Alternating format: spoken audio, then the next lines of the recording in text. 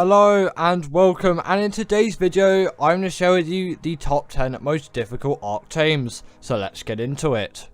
In at number 10 we have the Desmodus, and this is just one of those creatures which, albeit isn't going to be the most difficult tame out there, getting those blood bags for that first Desmodus is definitely going to be a challenge, and also just surviving the whole thing and getting to the area where they spawn is quite a challenge as well, especially when there's so many of them all in one place and you just want to tame one of them and you don't want loads and loads of these things after you.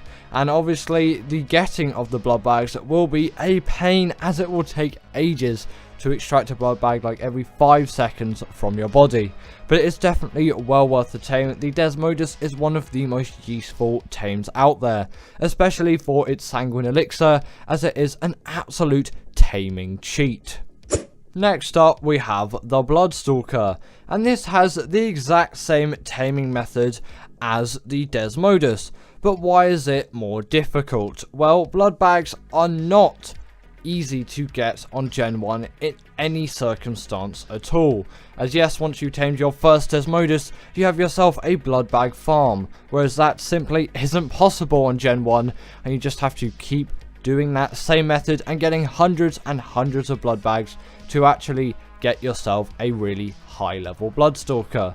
And these are definitely essential on the Gen 1 map, as they are pretty much the only creature which you can use to get around, as flyers are banned on that map. And they're a pretty good shout on Operation 2, as flyers also aren't allowed on that map, although you do have creatures like the Rock Drake, whereas on Gen 1 this is your only real creature which you can use to travel around at great speed, like the Rock Drake on Operation.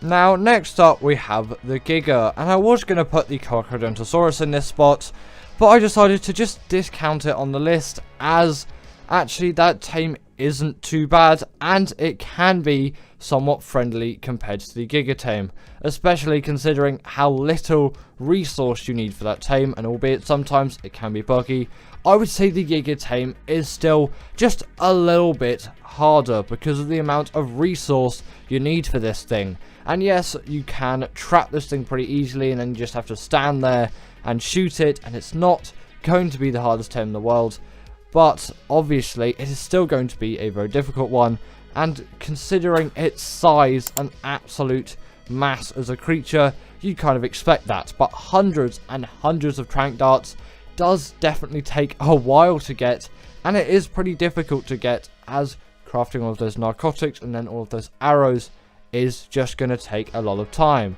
And if you're breeding this creature on official, then have fun with raising a creature like this for 2 whole weeks. This is why I am never an Ark official player. Now, next up we have the Gollum, and this creature is essentially tamed by shooting cannons into this thing's face, or you can use rocket launchers, but it is a lot harder to do it with that method, albeit cannons' mobilities are absolutely terrible, whereas the rocket launcher you can aim pretty easily. It's just more difficult to actually get it to work with the rocket launcher for it to deal enough torpor before the creature actually dies, as the rocket launcher is more of an attacking weapon where no one, absolutely no one, is going to use the cannon to raid a base in a PvP scenario or anything like that. Rocket launchers with homing missiles will probably be used at some point, and they definitely are used to destroy metal bases, but not cannons. That is kind of more of a taming weapon which can be used to tame things like the Gollum and also creatures like the Amarosaurus as well. And it definitely does make the tame very difficult, as the cannons are hard to aim and very, very expensive. But it is well worth it, as these creatures are absolute beasts of scorched earth, and they can tear through any creature that spawns on that map. Now we have the Basilisk, and this is the first Operation creature on the list, and actually the next 2 creatures after this are Operation creatures again. Operation creatures are actually significantly harder to tame than one may think. And in terms of the Basilisk taming method, it seems very simple on paper. Just get some Rock Drake eggs, that's your only real option on Operation, but you can use Wyvern eggs, and you can use Magmasaur eggs if you want, and then drop them in front of it without aggroing it, and then it will eat them, and then you have yourself a tamed Basilisk. But aggroing it is very easy, and obtaining those eggs, especially Rock Drake eggs on Arboration, is very, very difficult if you don't have a Rock Drake already. And even if you do have a Rock Drake, it still is a challenge to go all the way down into the red zone and get those eggs and bring them back up. The Basilisk is definitely a hard tame, but a very fun one which you should do at some point, as long as it doesn't bug out, but you know, it's Ark. Now we have the Rock Drake, and you may be telling yourself, well, isn't the Basilisk a harder tame as you have to get the eggs and also not de-aggro it? Well, this kind of becomes a more expensive tame, basically just requiring air conditioners to raise it once stolen, but obtaining that egg and also getting it out without a Rock Drake is very difficult, and you can tame the Basilisk if you already have a Rock Drake, and it will make that tame much easier. But if you don't, then the Basilisk tame may be considered a little bit harder, as there are some extra steps, but you do have to raise this creature as well on top of hatching it, so it is a very, very timely process, which is why I'm putting it higher on this list than the Basilisk. But once tamed, this is a creature which is essential on Arboration, and if you are playing Arboration, then you definitely want to tame these things, as this is pretty much your only real way of traveling around the map like you would with a flyer, and it is such great achievement once you obtain one of these things, and it is so worth getting one of these things, and you definitely really should try and get yourself a Rock Drake as soon as you can. Albeit they are very difficult tames, it is definitely attainable to an Ark player with any moderate level of experience. And the Reaper had to be on this list. This creature is one of those tames with an immense amount of steps. Again, somewhat seeming simple on paper, requiring you to get this thing down below 1,000 health, get impregnated by it, and then just raise the Reaper baby. But there are so many little things which you'll need to do in between that. Firstly, finding a Reaper, then building a trap to actually damage down that Reaper, then going up to it and getting impregnated by it, which can lead to you dying if for some reason it doesn't want to do the impregnation thing. You can tell its health is low enough when it has a red glow. Then after that, you need to get loads and loads of XP to get this Reaper to be as strong as possible. Then after it's raised, it's going to kill you so many times, and Reaper pheromone glands are going to be used to kind of put yourself in the position that the Reaper mother would be in. But once tamed, it is well worth it, as these are the beasts of Arboration. They deal so much damage, and no creature can really stand against the Reaper. They're even stronger than the Giga, really, in my opinion, in terms of force, and they're a lot smaller in terms of their size as well, and they have a hell of a lot more mobility over something like the Giga. In at number 3 is the Rhino Gnather, and these creatures are very irritating and difficult to tame, as their tame method just has a wealth of steps. And on ASE at the moment, and just into the future on ASE, you will just have a hard time finding these things on the island or Lost Island in any swamp biome, as they are incredibly rare. Whereas on ASA, the spawns are somewhat fixed, and they're really not difficult to find at all. So it's significantly harder on the older version of Ark due to their spawns, but you can always just raise your dino count, do the dino wipe command, or anything that helps the spawning of dinos, as long as you're on single players. The dino wipes command, if you wanted to know, is destroy wild dinos, if you didn't know that already.